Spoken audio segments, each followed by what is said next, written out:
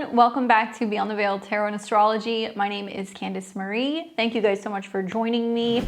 I will be your astrologer today, and we're going to be taking a extra special, new look at this up and coming new moon in Scorpio. Now, if you guys like my content, you want to see more of it, make sure you subscribe to the channel, click the bell button below. I'm here on Tuesdays, Thursdays, Fridays, and Sundays using tarot and astrology to make sense of what's going on in the cosmos. Don't forget to give me a thumbs up and like this video. Consider sharing and make sure you drop a comment below and let me know what you are manifesting under this new moon in Scorpio. All right, well, I'm excited to talk about this. Obviously, it's a bit of like a advanced look, so that way you guys have time to prepare. Just completed the full moon in Taurus, so how are we guys doing with that?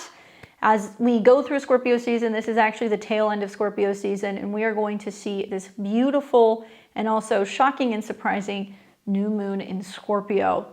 It'll be taking place on November 20th, 2025. I'm Central Time here in Texas, so it'll be happening right in the middle of the night, but adjust your time zones accordingly, and you guys can see what time it's hitting for you at 28 degrees. Now, we know that new moons are potent moments for rebirth, and obviously in the fixed water sign of Scorpio, it's emphasizing intensity, mystery, and emotional depth.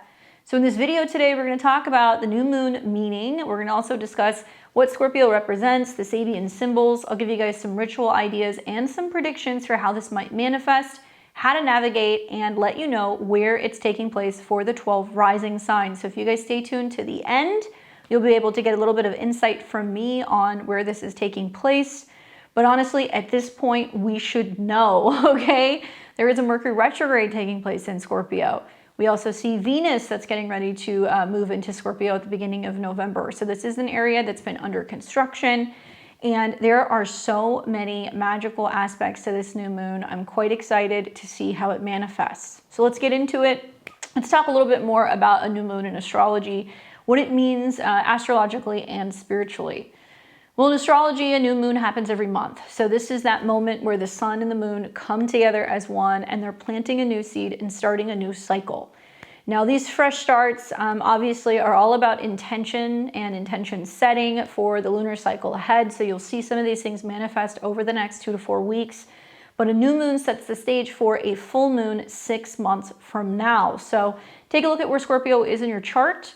This is definitely a time of introspection and alignment, especially when it comes to our inner goals. And spiritually, new moons symbolize renewal as well as manifestation and connecting to the divine feminine energy of the moon. This means our emotions, our subconscious, our intuition, and obviously Scorpio is a sign that is known for its emotions. It's also known for its intensity. And I think in Scorpio, it's amplifying themes of healing past wounds, embracing shadow work, and also emerging stronger through vulnerability. Now, in astrology, Scorpio is associated with the 8th house traditionally. This is a sign that embodies transformation, power, and intimacy. It's all about secrets and regeneration, and obviously the cycles of life and death and rebirth. Ruled by Mars traditionally, which is the planet of action and power, and also Pluto in a modern day ruler.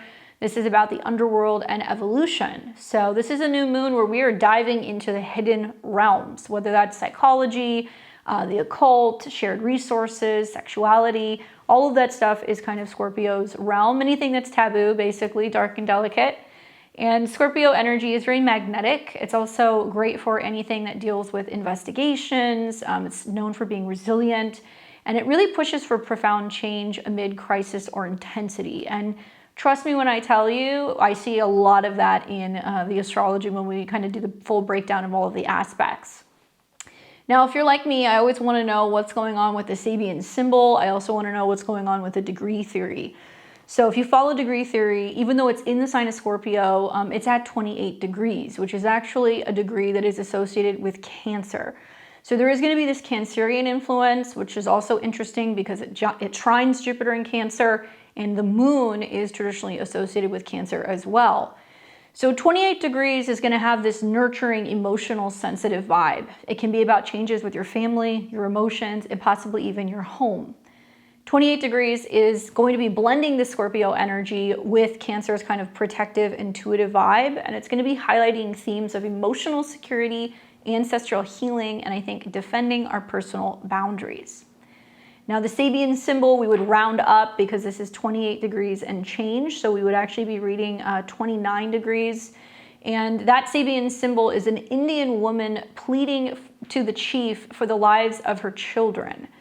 Now this symbol really invokes themes of compassion. It's also about any advocacy work. It's about protecting the vulnerable and appealing to higher authority for mercy. It suggests that using emotional persuasion to safeguard what's precious during times of judgment or power dynamics can be particularly helpful when it comes to the intentions. And obviously, seeing this new moon in Scorpio is fiercely protective, very passionate, a little bit intense, and it's opposing Uranus and Taurus. So there's going to be a lot of financial themes. There's a lot of vulnerability here, emotionally, physically, and financially. That also kind of comes into the storyline with some of the aspects. Now, I think that probably it's hard to pick my favorite aspect. I think probably the most significant one, the one that you're going to hear from the most from all of the astrologers, I would assume, is the fact that the new moon is happening under a cazimi. So on November 9th, we will actually see Mercury turn retrograde in Sagittarius. We then get to the 20th of November and Mercury has retrograded back into Scorpio, where it's been in shadow since October. And it's going to conjunct the sun. And this is a superior conjunction because obviously Mercury, even though it's retrograding, it's that death and rebirth kind of moment of the mind. And it can be about some powerful insight, information, news dropping, shocking things revolving around the financial markets. And it will be relaying a message. So that's a completely separate transit outside of the new moon, but it happens to be happening on the new moon. So I find that really interesting. I think that, what this basically means is that the cazimi is really infusing the new moon with a sense of sharpened mental clarity amid Scorpio's depths. So it's ideal for breakthroughs in communication as well as research or uncovering truth. However, with Mercury retrograde, it's more about internal reflection than outward action. So we may find that part of the new moon intentions are about revisiting old ideas, secrets, or conversations for resolution. Now, a cazimi in astrology means that you have a planet that's in the heart of the sun. So this happens the exact moment that, in this case, Mercury is conjunct the sun, and it's empowering it with like a sense of like royal or regal energy. So I do think that, the planet here in theory gains strength, and it's about purity and focus, and it's free from, the usual kind of combustion of being too close to the sun's rays. So having a new moon take place in the same sign while we're having the cazimi and a Mercury retrograde is encouraging us even more, I think, to reevaluate the Scorpio area of our chart. We know we have to wait till the Mercury retrograde is over to kind of get things in order and kind of figure out what's not working or what we need to go back to and fix or renegotiate. And likely by the time we get to the 20th of November, it's going to be better timing for getting ready to make commitments and plans because of the aspects that the new moon is making to outer planets. Now, Scorpio can deal with debt, loans, money owed, inheritances, taxes, anything revolving around borrowing, lending, or savings. It does highlight anything connecting to hidden motives and secret information as well, especially with that Mercury cazimi taking place. So the new moon's really kind of sparking new beginnings through introspection, like releasing grudges or rethinking of shared resources. We do want to avoid any major contracts. Instead, we want to let the energy kind of settle, let the Mercury retrograde settle later in November. But certainly the news, the breakthroughs, the ideas, or the intuitive hits that we get under this new moon are especially potent. Now, when we get into the aspects, this is where things get really interesting. So there's always sweet and salty aspects in astrology. The new moon is really going to tell me what we're working with for the better next part of like the next 2 to 4 weeks, and eventually what may actually change and come to fruition within 6 months' time when we have a full moon in Scorpio in the spring of 2026. Obviously, with the Scorpio moon, I'm always going to be looking at where is Mars and where is Pluto, because these are the two planetary rulers connected to this sign. So Mars is in Sagittarius. Obviously, at Sagittarius, 11 degrees. It's optimistic. It's got lots of adventurous energy. It's also about taking action in what we believe in, and it's encouraging bold exploration of beliefs but it can be a little scattered when it comes to its focus. So we want to set intentions under this new moon where we're really focusing on channeling that into passionate pursuits without impulsiveness. And I think the Mercury retrograde is kind of saying some of the same things. Now, Mars is within about 4 degrees of a square to the north and the south node. So you will actually see in the days to follow, the 21st, maybe through like the 24th, Mars is building into a square with the north and south node. And this basically represents a skipped step or some kind of action, some kind of conflict, some kind of pursuit, some kind of travel, legal related matters, something that is forcing us to move out of the past, South Node in Virgo, where we are overworked, unhealthy, disorganized, or too critical, and move into the North Node in Pisces, which is going to be more about spirituality, compassion, releasing things. And Sagittarius and Pisces are notorious for culture, religion, personal philosophies, belief system, and some of the differences that we may potentially have. So that's something to kind of consider. Mars isn't making any other serious aspects other than it's building into a square with the north and the south node. So it's rather unaspected during the new moon. The other planet we're going to look at is Pluto, which is in Aquarius. It'll be there for some time. You ain't going anywhere. And we do see that the new moon at 28 degrees, it's an out of sign sextile, but it's within about a 2-degree sextile to Pluto. And that's a closing sextile. Now, this aspect adds a little bit more innovation with Pluto direct in Aquarius. It is also about collective transformation, and it pushes for societal shifts, and it's breaking free from outdated structures while emphasizing community and technology when it comes to personal evolution. So this does seem to kind of talk about the changes, the purging, the purification, the cleansing, the uncovering of what kind of comes up over the next 6 months and how this is impacting the collective. Scorpio in a nutshell can also be about crime. It can be about things that have been hidden or information, data, anything revolving around expenses, tax-related matters, and financial crimes and what's being uncovered during this retrograde and how that's impacting our collective views on politics. So I think that's going to be a big theme as well. Now, you can't look at this new moon without looking at the opposition to Uranus and Taurus. And I feel like even though this is a bit startling, we've gone through Uranus and Taurus for the better part of like the last 7 or 8 years. So you can go back in time, you can look at what's happened under certain, Scorpio transits in likely October or November in recent years, and look at what's happened or what's taken place, what shocking surprises have gone on in previous years. So that'll give you a little bit of some insight in how to navigate this. But Uranus, it's retrograde back in this sign. It's going to be there for the next couple of months. It does seem to kind of imply that there are going to be some curveballs. There are going to be some sudden, shocking, unexpected themes that will be going on. Now, Uranus in Taurus is about sparking sudden disruptions or awakening instability. So this could be about, banking instability. This could be about crypto shocks. There could be some changes revolving around how we bank, how we grow food, what we're eating, what makes us feel safe or secure. And Scorpio gets kind of triggered of PTSD, or it could be something getting triggered revolving around scarcity or fear of loss or not wanting to change.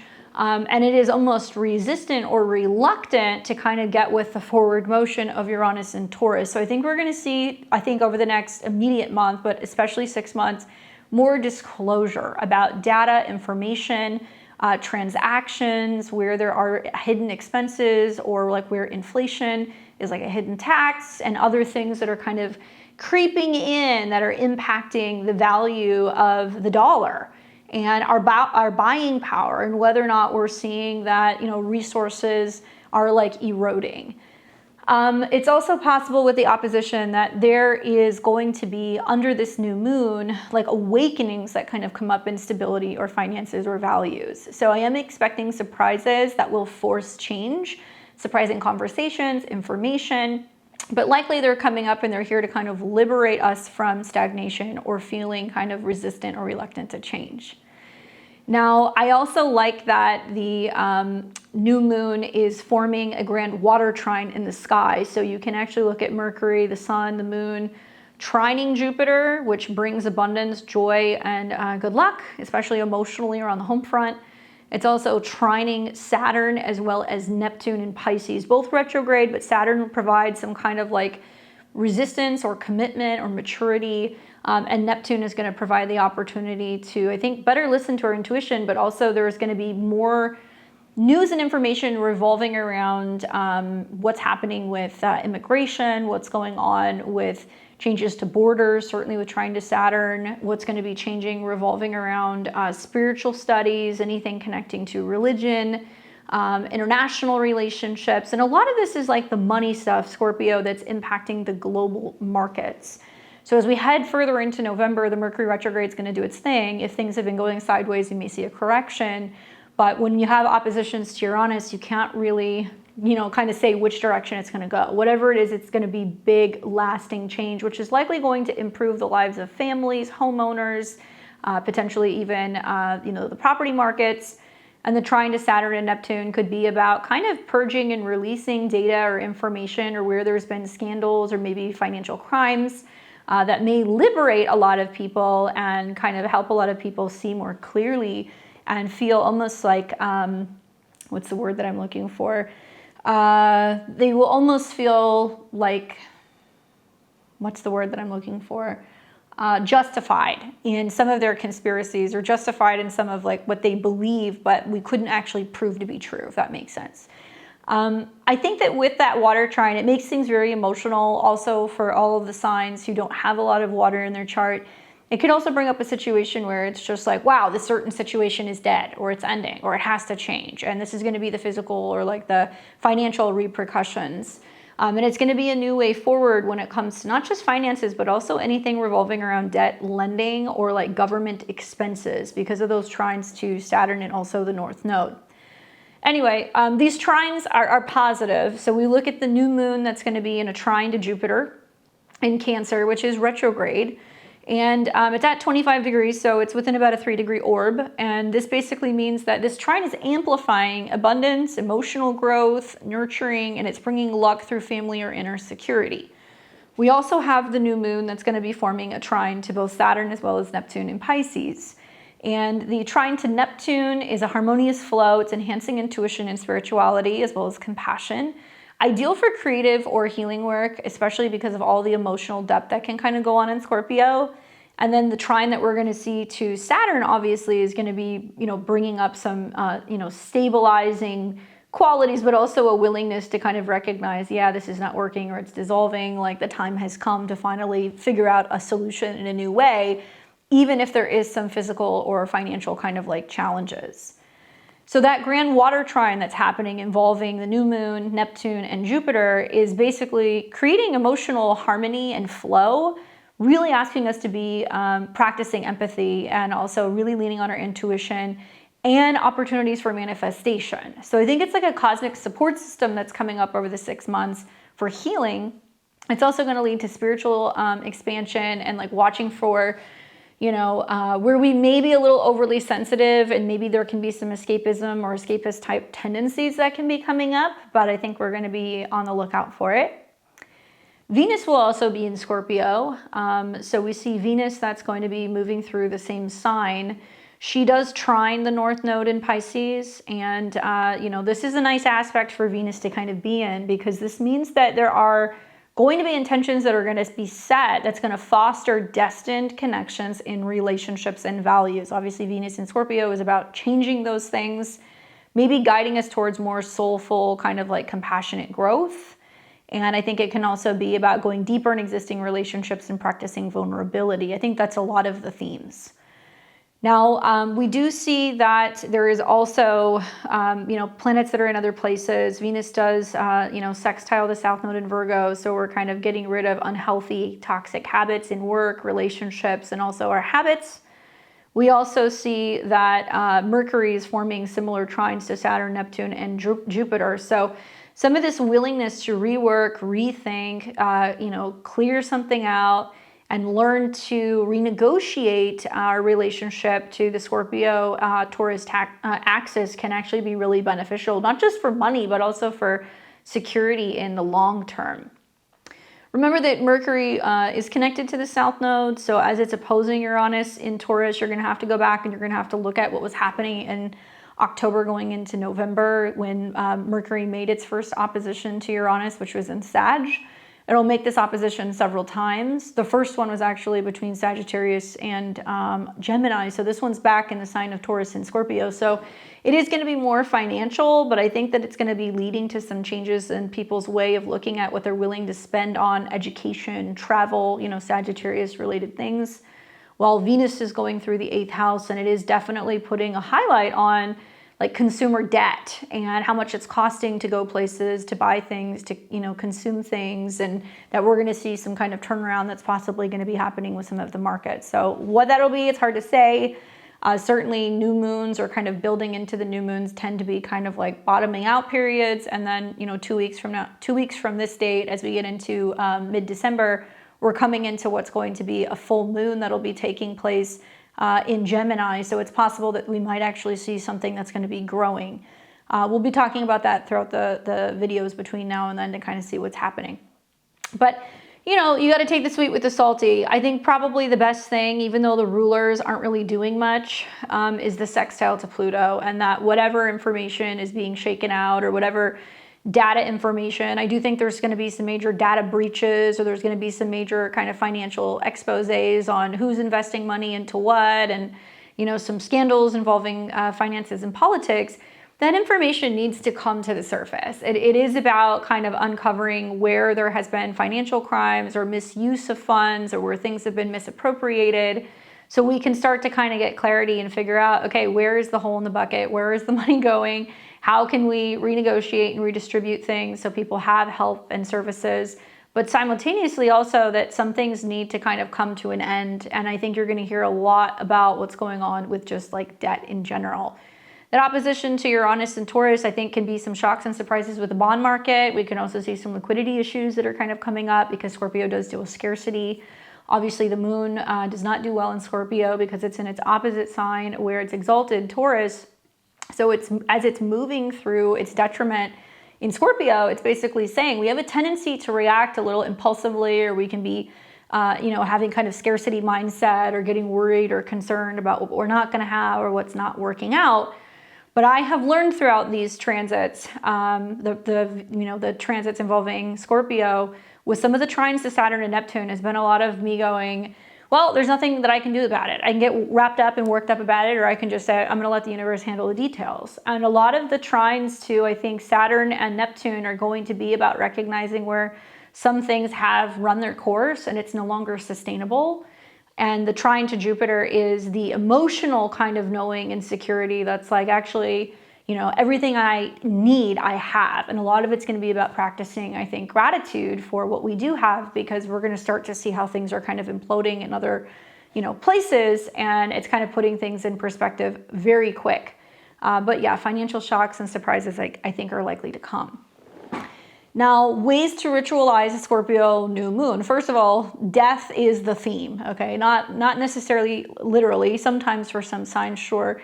But figuratively, there is this sense of, okay, we need a clean slate. We need to be more open to talking about sensitive subjects. We need to be willing to go deep. We need to get to the core of it so we can root all of the issues out, so that way something new can grow. So I would recommend anything that's going to be about focusing on transformation, especially that particular area of your chart. Also, releasing and empowerment themes are huge for Scorpio. Maybe meditating on what you want to let go of. That could be your fears, maybe resentments or blocks that you've had, and setting intentions for renewal in this area. After all, Taurus is about growth, but Scorpio is about kind of fertilizing that soil and making it possible for something new to come in. So certain things do have to kind of get flushed out in order for us to set these new intentions. Now, I like for Scorpio transits like this, obsidian. I think obsidian, if you're like a rock hound, or if you like to wear crystal jewelry, or you like to keep it in your pocket or your purse, this is really good for protection under a Scorpio new moon. I think it'll help us ground out with the opposition to Uranus, and it helps us deal with the shadows. I also like malachite for emotional healing. Smoky quartz can be good for transmuting some of the negativity and the surprises. And garnet can be really good for passion and regeneration. So is bloodstone. Herbs that are associated with Scorpio. So if you want to cook with these, if you want to put this in, a bath, if you want to put it in a candle, I like working with nettle because it is connected to Mars, and this is really good for strength and setting boundaries, which I like with like the Mercury trine Saturn.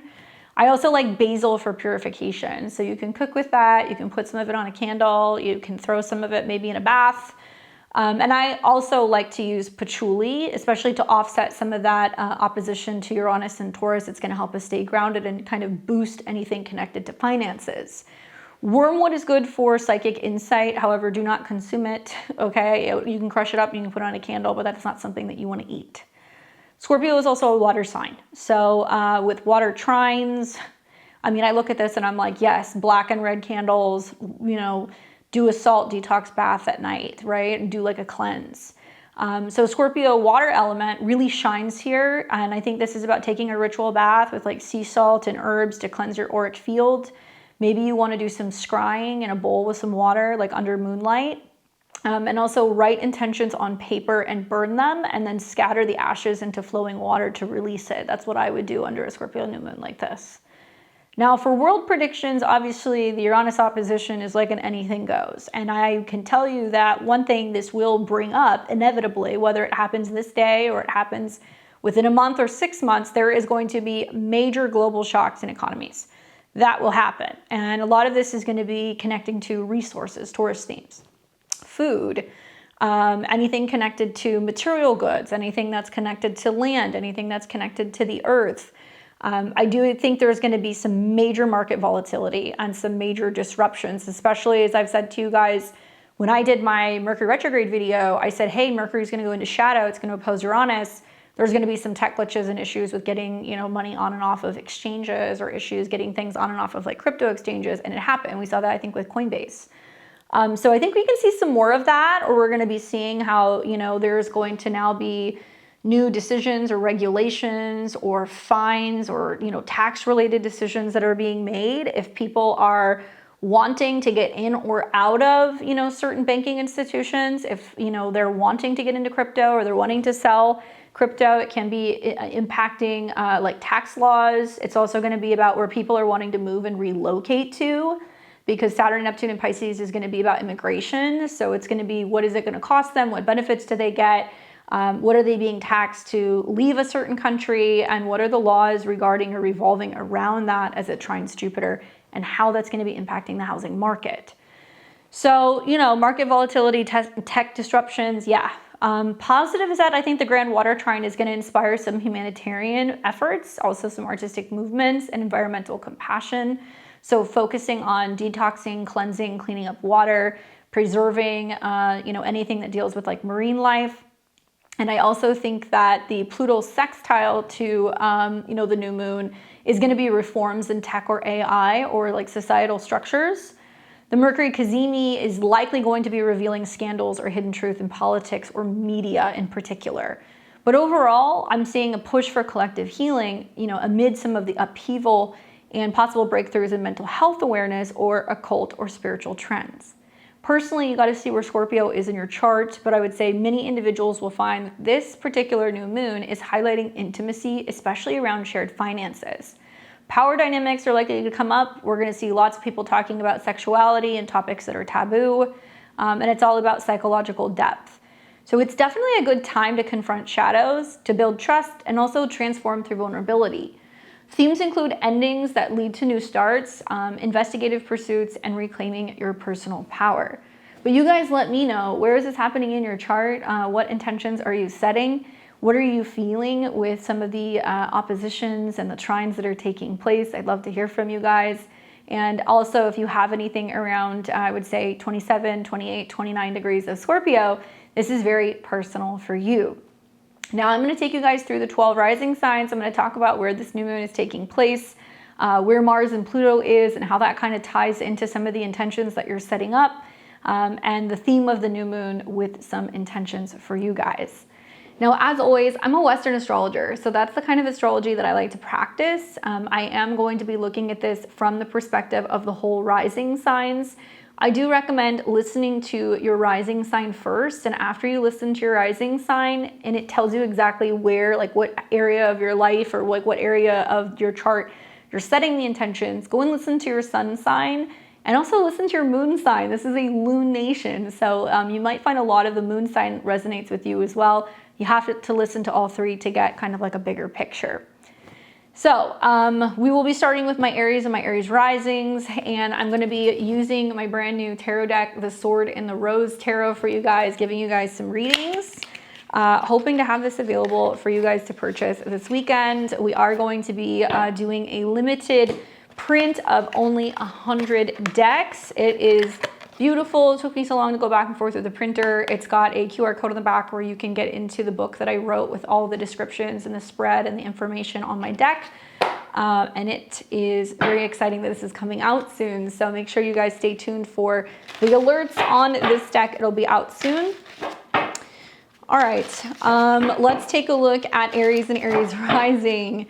Aries, you guys are going to be experiencing a new moon in the sign of Scorpio. This will be taking place in your natal 8th house. So for you guys, the 8th house deals with all of the Scorpio themes: intimacy, the shadows, shared resources, taxes, transformation, joint money. Same area we've had the Mercury retrograde where things are getting reworked. However, Mars is the ruler, as is your ruler, and Pluto is also connected to this particular new moon as well. So we're looking at Mars being in the 9th house and Pluto being in the 11th house, and how that's tying into the new moon intentions in your 8th. Well, I think the theme of the new moon for you is deep dives into your joint finances. Maybe you're reevaluating your emotional bonds, you're setting new intentions there, and the rebirth is actually stemming from, you know, some sense of you, facing your fears and merging your resources with another person. The Mercury Cazimi that's taking place also in the new moon is talking about better insights into taking risks, anything revolving around uncovering any blockages emotionally or in terms of dating, maybe things connected to your childhood or even children. And it does look like it's going to be a secret conversation or information or some kind of information that you come across in some way that's going to help you change the way that you look at vulnerability. My recommendation for you, Aries, for this new moon is to set goals around debt release, inheritance, or therapy. Maybe affirm empowerment in partnerships, and that if you're doing that and you're willing to work with another person and change and transform, it could actually bring you closer together. Now, if you're trying to get a loan, negotiate, some kind of settlement or finances, you may be doing that right in the midst of this particular new moon, but change is the name of the game. All right, so the card that you get is the 8 of Coins, or the 8 of Pentacles. So work. It basically means that you're having to do a lot of emotional labor, but there is a sense of you working hard and maybe it's starting to pay off. This could be like talking about a lump sum coming in, or maybe you're working hard towards a financial goal, or maybe you're trying to get to a point where you can be investing more money into a business. And there's a lot of back and forth that you're going to do with another person, but likely hard work and dedication is going to pay off. And this could be good news for money as well as career related things. Aries, I hope it's a good one for you guys. Let me know what happens. For my Taurus and Taurus risings, you guys are going to experience a new moon in the sign of Scorpio. This will be taking place in your opposite sign in the 7th house. And my goodness, Taurus, it opposes Uranus, which is back in your sign. So this is like the last dance of the back and forth you're doing with other people. Now, obviously, the 7th house is about partnerships, your marketplace. It can be about your one-on-one with a spouse or romantic partner, maybe even a therapist. And Mars is the ruler. It's in your 8th house of intimacy and kind of dealing with all the nitty-gritty of like karmic entanglement, shared resources. Pluto is in the 10th house of your career and anything regarding transformation. So a lot of this is about the exchange that you have with other people, how it's impacting you psychologically and financially. Well, Taurus, you've also had a Mercury retrograde here. So I think that by the time you're getting to the new moon, you're probably going to see that there is a breakthrough that's happening where you can have a fresh start in relationships, potentially transforming your one-on-one dynamics with intensity and with honesty. Now, I recommend under this new moon, set an intention for balanced, passionate connections, release toxic ties, and attract soul-aligned partners. With the new moon that's in opposition to Uranus in your sign, it means that there's going to be lots of changes in relationships that's putting the pressure on you to adapt or break free from anything that's restricting. relationships, clients, business partnerships.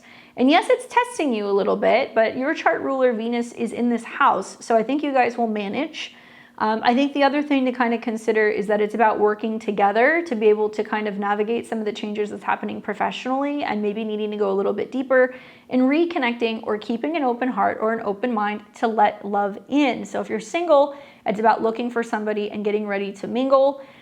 Definitely stay open to relationships that can be kind of out of the box or shocking and surprising. Also, you may be somebody who needs to kind of have a heart-to-heart with an existing relationship about what you're changing and what you're going through. All right, so let's take a look for my Taurus and Taurus risings. What does the tarot say for this new moon in Scorpio in your 7th house? The card that I get is the Four of Coins, or the Four of Pentacles. This is a tricky card because obviously the Four of Coins is like holding on to something. It's like, I don't want to let it go. And if you're holding on to something too tight, it doesn't let things flow. And if you're also giving things away too freely, nothing really stays. And so I think a lot of you guys kind of feel like you're on this teeter-totter where you're going back and forth between, you know, what you want versus the needs of another person. And I think the Four of Coins is saying, what are you committing to? What are you holding on to? Could you be holding on to, you know, grudges? Can there be a sense of you feeling unwilling to, you know, forgive, or unwilling to hear somebody out? Be mindful of what you're holding on to too tightly, I guess, is really what this means. And that there could be a sense of you going back and forth and trying to decide if a relationship is too much work or if you need a little bit more freedom right now. This could also mean that there are relationships in your life that you are willing to kind of like do what you need to do to kind of evolve and work together. You know, the 7th house is about diplomacy. So try not to be too rigid and be open-minded to how you can navigate some of these changes, especially if it's relationship oriented. Good luck, Taurus. For Gemini and Gemini rising, you guys are going to have a new moon in Scorpio taking place in your natal 6th house. Now, the 6th house obviously is a house that is dedicated to health routines and service. Jobs, pets, your to-do list, your health, that's all the 6th house. And this is traditionally ruled by Mars, which is in your 7th of relationships in Sagittarius, and Pluto in your 9th house of travel, education, and beliefs. So a new moon that's taking place with a Cazimi in your 6th house is very personal to you because Mercury rules your chart. So I am anticipating for my Gemini and Gemini risings that this is really about renewal of your daily habits, maybe deep healing through wellness or pet-related matters. Maybe you're looking for a new job, or you want to change something up about your health and your routine. The sun rules communication. It's also about travel, and obviously Mercury is used. So there can be some really big work news or some big health news or some big changes involving a pet or your schedule or your routine under this new moon. With an opposition to Uranus and Taurus, likely you're finding that some of your health stuff is tied to, you know, stress, not sleeping well, some disturbances maybe in, you know, your kind of nighttime habits, and you're trying to find a way to kind of work through that. I do think that for you guys, this is going to be a, you know, new moon that's about a renewal in your daily habits or work. Deep healing through wellness, obviously, and focusing on detox routines. Maybe there's a job transformation that comes in, but regardless of what happens, this is about empowered service without burnout. So reworking your schedule, reworking your health, finding better ways to kind of get into the flow, and letting go of old, toxic, outdated habits or ways of working seems to be the key for you. Let's see what the prediction is for my Gemini and my Gemini risings. What do they need to know under this new moon in Scorpio? The card that I got for you is the High Priestess, which for me, when I pull this card, it's like, you already know.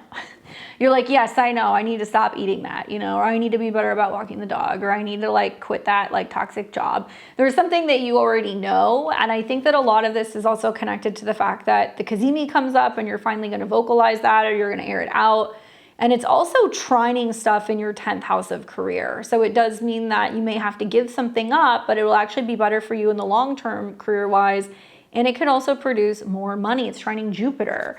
So what is it that you've been resisting intuitively? Like, what do you know is not sustainable in the long term? And maybe where you need to be better organized, you need support from a partner. There is some sense of the 6th house of bringing in people who can kind of help you because it is a service-oriented house. Pay attention to your gut. Likely you're going to know exactly what to do. Good luck, Gemini. All right, for Cancer and Cancer rising, you guys are going to be experiencing a new moon taking place in the sign of Scorpio. This will be taking place in a fellow sister sign, a water sign in your 5th house, which deals with romance, joy, creativity, and children. For you guys, lunar transits are really important. So a new moon is really bringing your attention to your 5th house, and a reset when it comes to 5th house matters. Now, traditionally, the ruler is Mars, which is in your 6th house of health, habits, and routine, and Pluto, which is in your 8th house of Aquarius, of joint finances, other people's money, and intimacy. What I like about this is that not only it involves the moon, but it's also trining Jupiter in your sign. So you guys are going to find that there is this complete renewal when it comes to dating, when it comes to creating, when it comes to joy, a huge focus on your children. And I feel like it's about passionate new beginnings and self-expression or love affairs. This is about embracing joy through depth. So you want to set intentions here. I think about, creative projects, maybe fertility goals. This is about really finding authentic pleasure and being willing to take a little bit of risk when it comes to having fun. Now, it does oppose Uranus in the 11th house. So it means that how you have fun might be different than how other people have fun. And like your joys, your creativity, your children, or your love life seems to be super important right now. And it might be a little bit at odds with some of your friendships. But I think that you'll be able to navigate this just fine. I think the trine to Jupiter is going to have you optimistic that you can really make time for anything that makes you happy. And some of these trines that you're going to see to the 9th house is very positive for you guys when it comes to education, learning, or travel.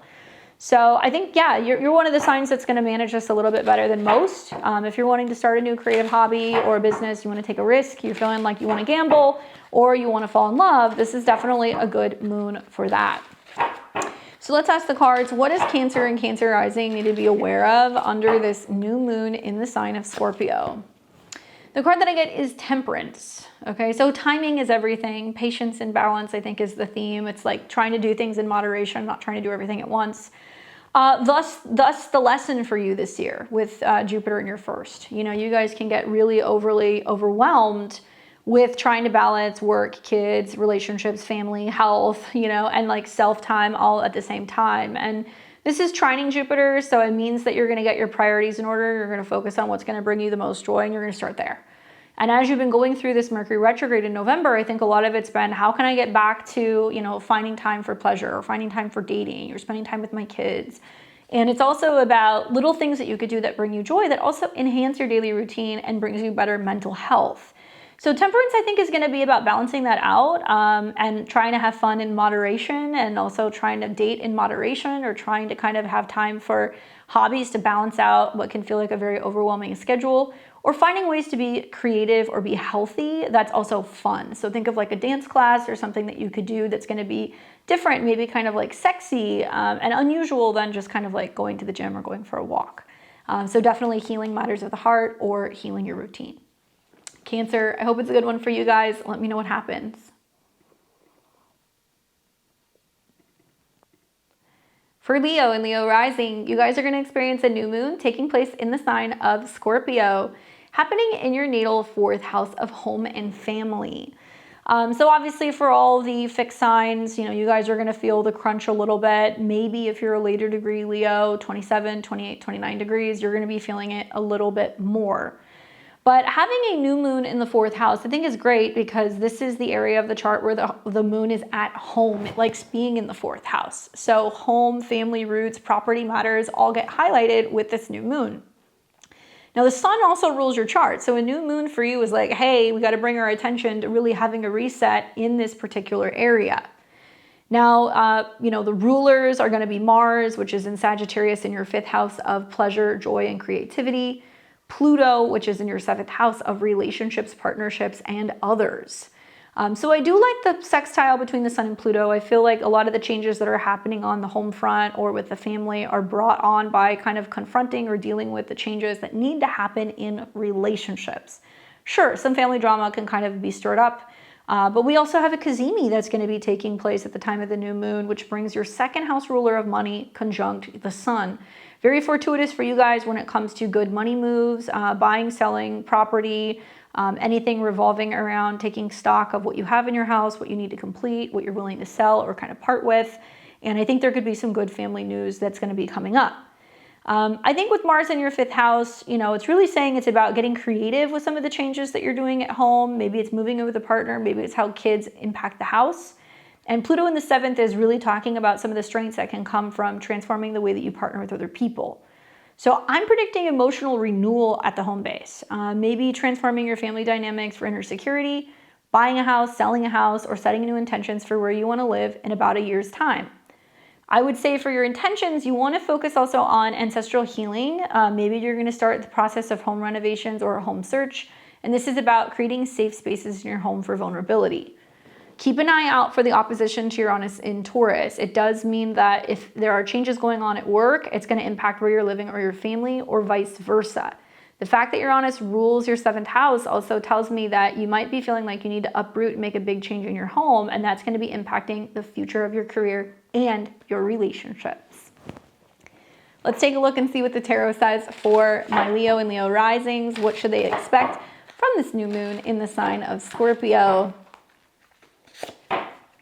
The card that I get is the 2 of Swords, and I'm not surprised by this because that Mercury retrograde is a bit indecisive. I feel like it conjunct the moon and the sun is about you going, okay, maybe there's some family drama or some family stuff or some uncomfortable conversations we need to have about the future of our home and our living situation. It's like, do I do this or do I do that? And I would wait, maybe. I mean, you can set your new moon intentions if you want, but wait until the Mercury retrograde has fully flushed out by the end of November to make some of these bigger decisions. Focus more on what you emotionally need to change. Try not to get too stressed or too pressured by other people, and give yourself a little bit of time. But it looks like within about 2 or 3 days after the new moon, you're going to be in a better position of making a decision about what's going to happen at home. Good luck. All right, we got Virgo and Virgo rising. You guys will be experiencing a new moon in Scorpio in your natal 3rd house. Obviously the house of the mind, anything revolving around travel, vehicles, communications, websites, learning, siblings. And this is going to feature a Cazimi, so that's very powerful for you because you are obviously ruled by Mercury. Now, when you have a new moon in the 3rd house, you set intentions revolving around, well, am I buying a new gadget? What do I want to learn? What do I think? How do I communicate? How do I get around? And this particular new moon has a lot of interesting aspects. Obviously, the sun and the Mercury conjunction oppose Uranus, so it can definitely set you up for a lot of fiery or feisty debates. It is ruled traditionally by Mars, which is in your 4th house of home and family, and the modern day ruler is Pluto in your 6th house of health and habits and routine. So under this particular new moon for Virgo risings, it's going to be about intense conversations and mindset shifts. Maybe a rebirth through local connections, skills, or potentially with a conversation you have with a neighbor or a sibling. I would just say the tips that I would give you guys is focus on truthful dialogues. Maybe be planning a short trip, hold off on buying, a car or signing a lease. Let's wait until the Uranus energy kind of subsides. And this is a good time to release any mental blockages you have for clarity. Now, I am loving the fact that you get the Cazimi because you might finally reveal some information or something that you've been holding back and, kind of talk to somebody and tell them how you feel. I'm also loving the trines to your 7th house, which could definitely, make relationship connections and communications better. But it's very obvious to me that there's a back and forth that's going on for a lot of Virgo and Virgo risings revolving around a family or a living situation. And it's like, do I stay or do I go? Do I go back home? Do we move? What are we doing? And I would say be cautious to not bring up or talk about what's on your mind because you're supposed to be doing that under this new moon. Now, you may not move or buy a car in the immediate next 2 or 3 weeks, but you might find that over 6 months' time, the way that you're communicating has changed. Where you live, it's changed. The car that you're driving has changed. That's what's likely going to come from this. The opposition to Uranus is definitely a lot of scheduling issues or a lot of travel conflicts that can potentially come up. So this is a lot about talking about where you see yourself going, communicating that so you can stay on track, both with your health, but also when it comes to your work. So hopefully it's a good one for you guys. You'll have to let me know what happens. Like in the Grand Water Trine, I think that definitely helps get support from friends and also partners alike. Good new moon if you're wanting to go back to like a blog or like a YouTube channel, or if you're wanting to get back into journaling. That's how I would use it. But let's take a look. The card they get for you is the Justice card. Okay, so that's about balance and equality, fairness, anything that deals with obviously karma in relationships. And I'm looking at the trine to Saturn and I'm like, yes, having conversations about where you really stand in relationships. Finally, you know, like wrapping up some long-standing things that you have been wanting to kind of wrap up in a relationship, whether that's if you stay or if you go, or finally telling somebody how you feel. Your relationship to someone or something is definitely going to kind of come up though. So I feel like, could it be with a Libra? Maybe. Could it be about finding the values and discussing what you need, you know, physically or financially, and like where you can grow in a relationship or where potentially you need more? Good luck, Virgo. Let me know how it goes. For my Libras and Libra risings, you guys are going to experience a new moon taking place in the sign of Scorpio. This will be happening in your natal second house.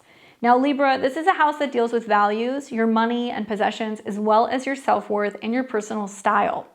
The rulers are Mars, which happens to be in Sagittarius in your third house of communication, and also Pluto, which happens to be in your fifth house of creativity and self-expression. So to have a new moon in your second house is the one time a year that you get to do your money manifestation work.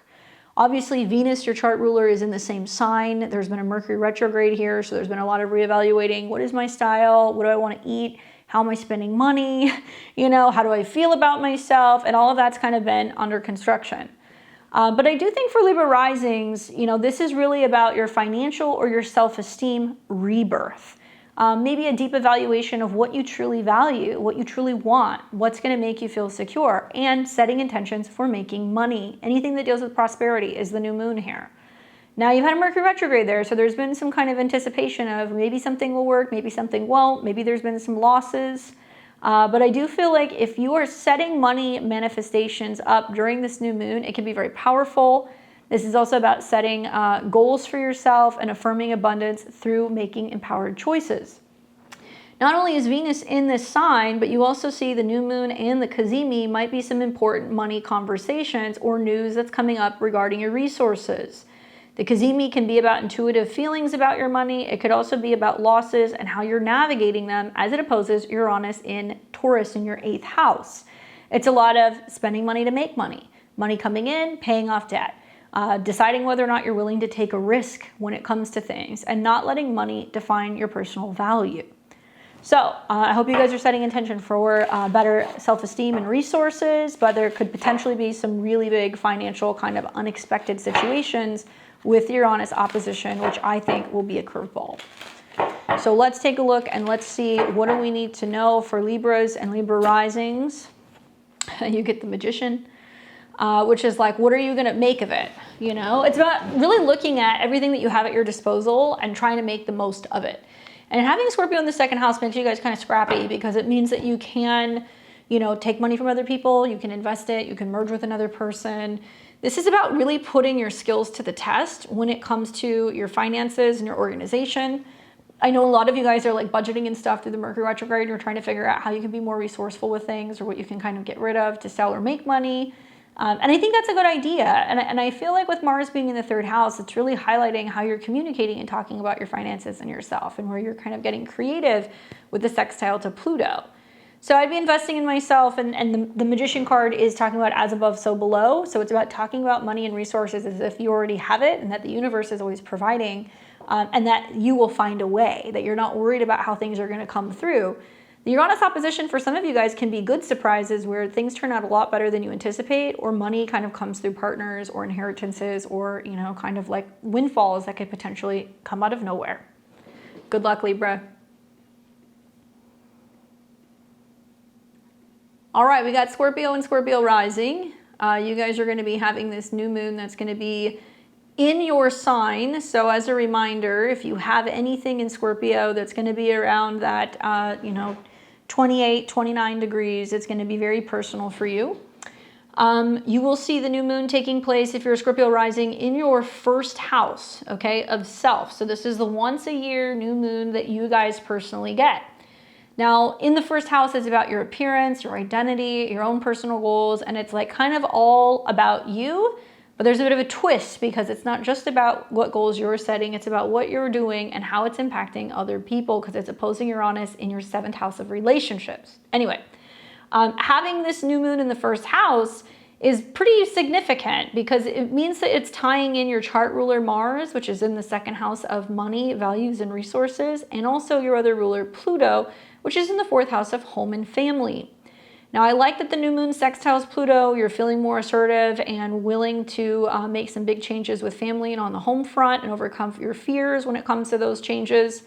It's also featuring Mars in the second house, which is a lot of personal financial power and independence. It's in the midst of a Mercury retrograde and a Mercury cazimi, which looks like there's going to be a lot of eyes on you where there's some changes to your work, career, or your status.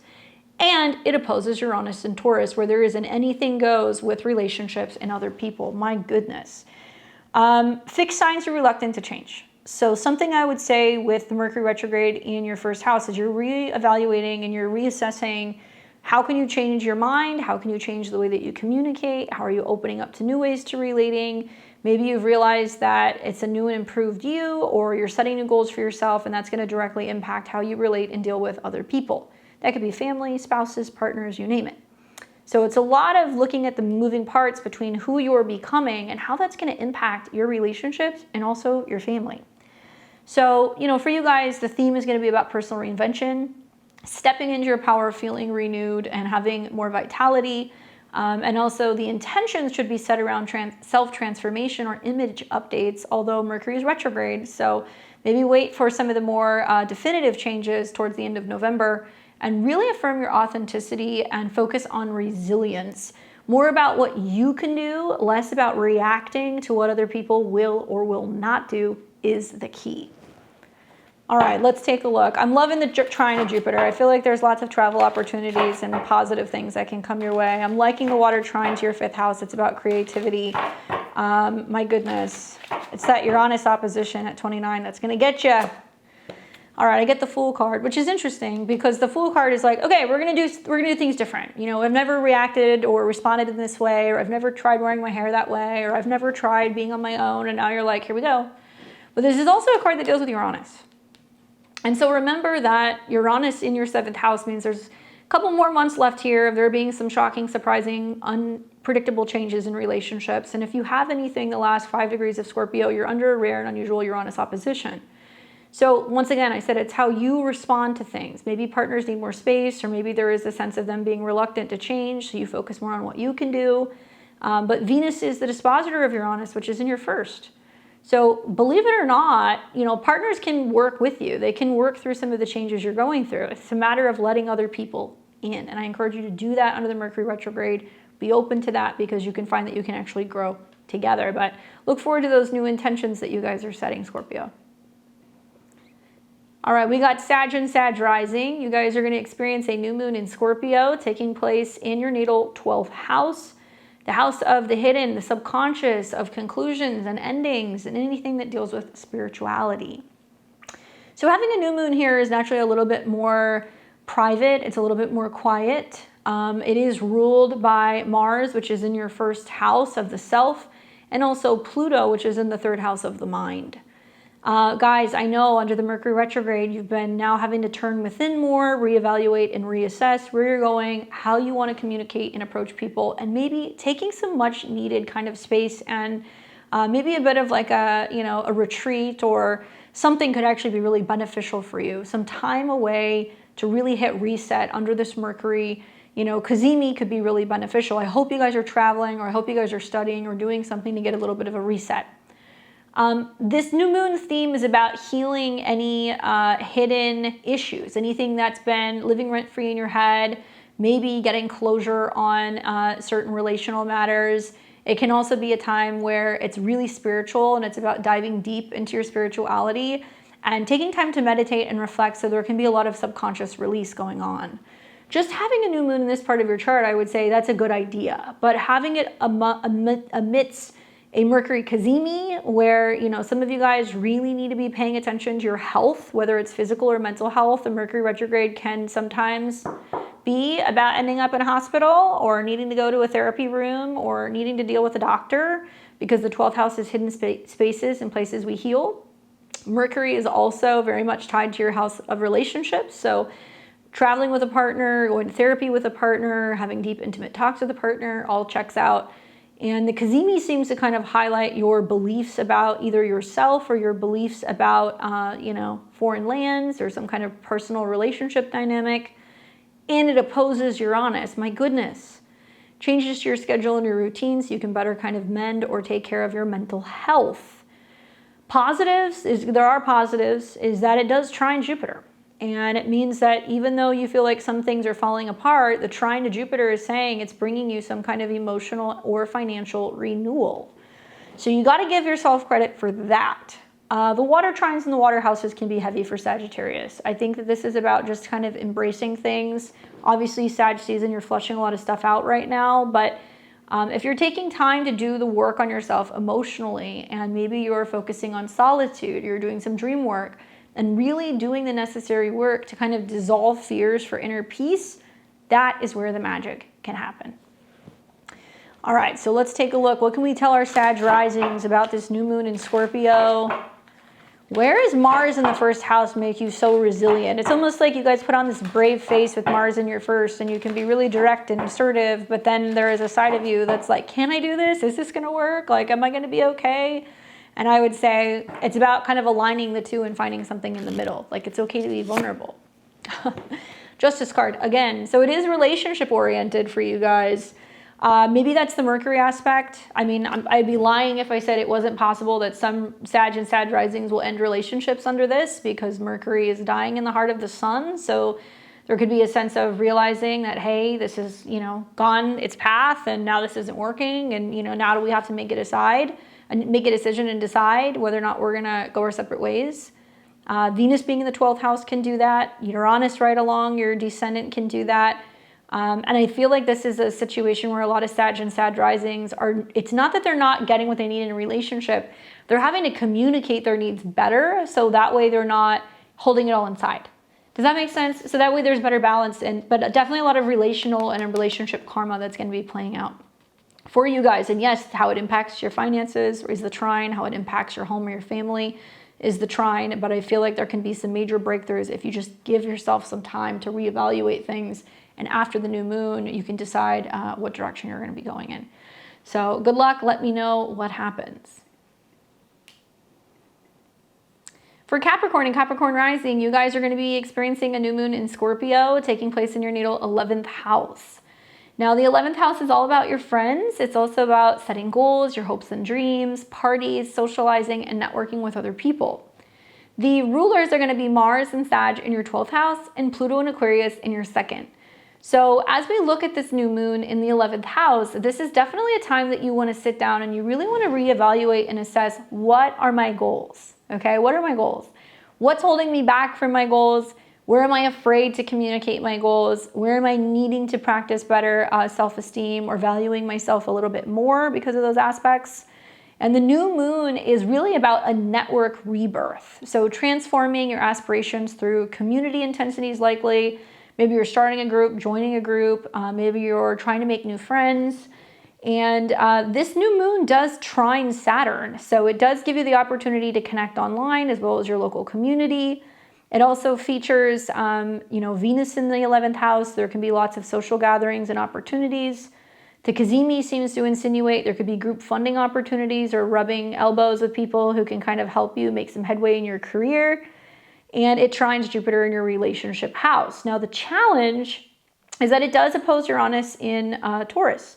So, it's not just about what you're creating, what you enjoy, what you love. You're having to go and kind of share and collaborate and connect with other people. So if you're an artist, if you're a content creator, if you're somebody who's a part of group projects, you have to be considering other people and their influence and how they can kind of impact or help you, and like sharing and going back and forth. I also think that with the sextile to Pluto, there's a lot of financial opportunities that can kind of come through for a lot of you guys. So I would be under this new moon, setting some goals for alliances and people who are helping, surrounding myself with people who are helping me want to be the person that I want to become, and also feeling more empowered in some of your social settings, really getting serious about changing and transforming your goals, and seeing where a lot of that's not just financial, but it's also relating to your self-esteem. All right, let's see what we can tell my Capricorns and Capricorn risings about this new moon in Scorpio. What do they need to know? I get the Page of Wands, which is like being willing to take risks, putting yourself out there and doing some things that you wouldn't typically do. Going to social outings you wouldn't typically go to. Being more physically active in group settings with friends or with, some kind of competitive groups of people at work. Fire signs coming into the mix, so Aries, Leos, and Sagittariuses. There may potentially be some unexpected kind of news or insight that you're getting from a friend, like a secret or somebody that pops up where you recognize and realize that somebody who you thought supported you is working against you, as much as I hate to say that. That's the tie to Mars in the 12th house and the Mercury Cazimi is you realizing some information, potentially about somebody at work. It could also mean that there is a work opportunity that comes from a social group or a friend, and somebody's trying to kind of help you get along and make some headway in your career. So be bold, be daring, be willing to put yourself out there in some of those places that might be unusual for you, but really good for helping you feel professionally inspired. Good luck. All right, for Aquarius and Aquarius rising, you guys get a new moon in the sign of Scorpio in your natal 10th house. If you happen to have anything, I would say around the later degrees of Aquarius, 27, 28, 29 degrees, this moon is going to square you. It is also opposing Uranus, your modern day ruler, so it's quite active for you guys. But a new moon in the 10th house is bringing all of your intention to new intentions when it comes to your career, your reputation, or your status. So looking for new jobs, starting a new project, launching a new business. These are all things that we do generally around the time of a new moon. Keep in mind, Mercury is retrograde in this house, so there's some still moving parts and pieces that's happening. But I think that the trine to Saturn is good for your money. The sextile to Pluto is helping you feel empowered, and the opposition to Uranus is about where some changes happening at work are likely going to be impacting your home or your living situation.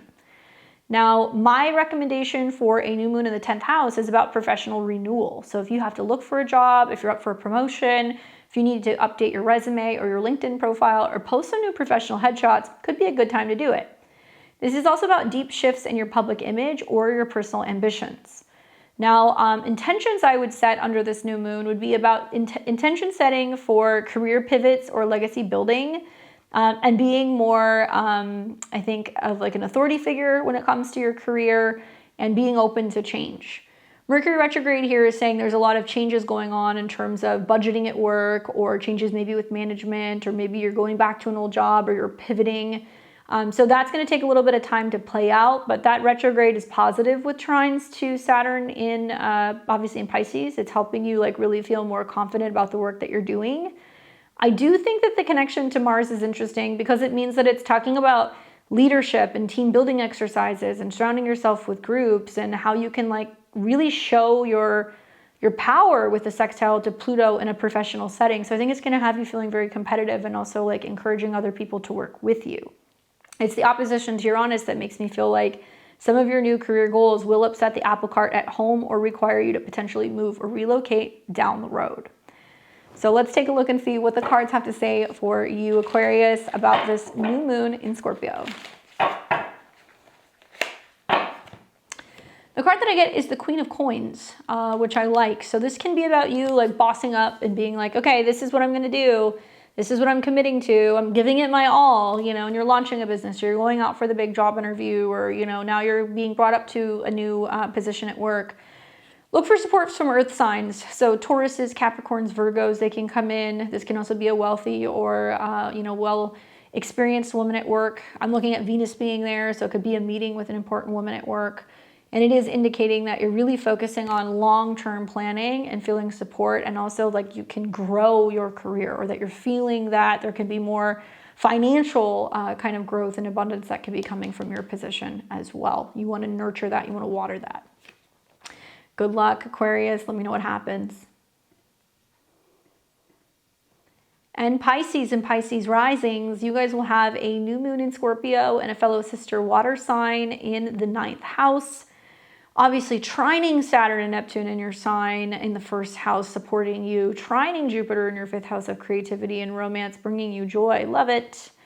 A new moon in the 9th house is putting special attention to 9th house themes. Booking trips, going to school, starting legal matters, publishing things, anything revolving around communication. Those are the themes. And the rulers at the time are Mars, which is in your 10th house of career, and Pluto, which is in the 12th house of the subconscious, behind the scenes, even international relationships, spirituality, the occult. So looking at that, putting it all together, the theme of the new moon in the 9th house is expansive beliefs and being reborn. Maybe intense quests for truth or planning trips, although Mercury's retrograde here. So if you are traveling at the time of the new moon, double and triple check any accommodations. I wouldn't book anything probably until the beginning of December if you can help it. But it can be excellent for, I'm going back to school, I'm publishing, I'm getting ready to reconnect with a mentor, I'm shifting my beliefs. That's all structured by your commitment with Saturn in your sign, and it's also helping you learn more about creativity, joy, and anything artistic with the trine to Jupiter. It's the opposition to Uranus that's a little tricky, and this means that there could be some unexpected communications, travel glitches or delays, changes in the way that you communicate or learn. And I also think that for many of you guys, you're going to find that this is giving you the opportunity through the Mercury retrograde to reevaluate your relationships, your support systems, and you're still kind of going through that with a Mercury retrograde. So, you know, if this were me, I would wait until after the new moon to set intentions, because I would want to see Mercury go direct, where you're going to have a better understanding of who supports me, where are we going together, who can I connect with, who's going to teach me. And I would be leaning and really focusing more on my intuition with some of these water trines that are kind of coming in. But sure, will there be more travel over the next 6 months? I assume so. Is there an opportunity for publishing, learning, or any type of distance travel? 100%.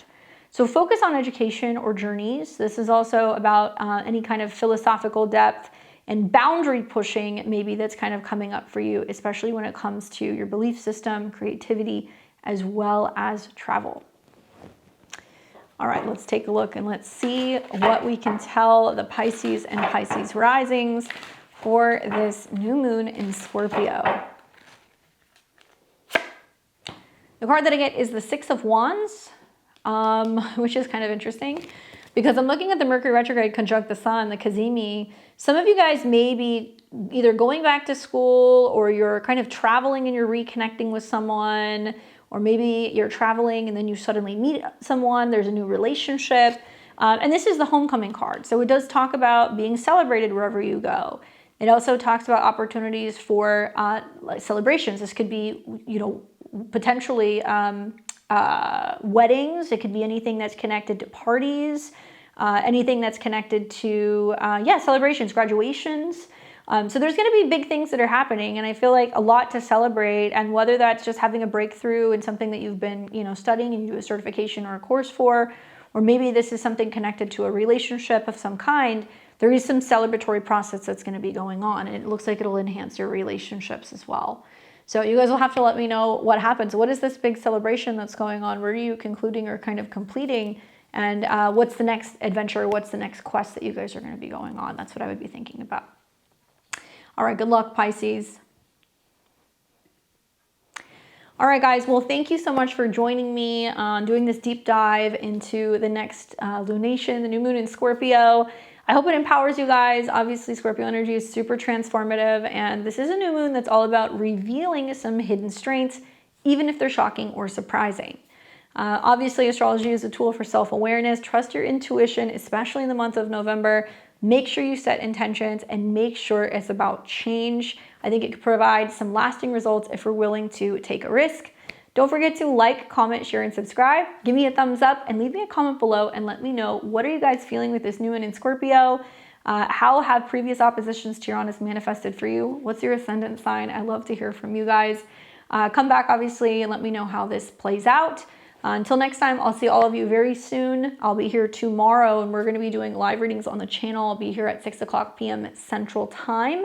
So if you want to hang out with me and get your cards read, I would love to hang out with you guys. Come stop by and get a tarot reading. Otherwise, if you want to see more about me, my work, or my up-and-coming product drops, click the links below and head over to beyondtheveiledtarot.com. Sign up for my newsletter, and I will see you guys very soon. Take care.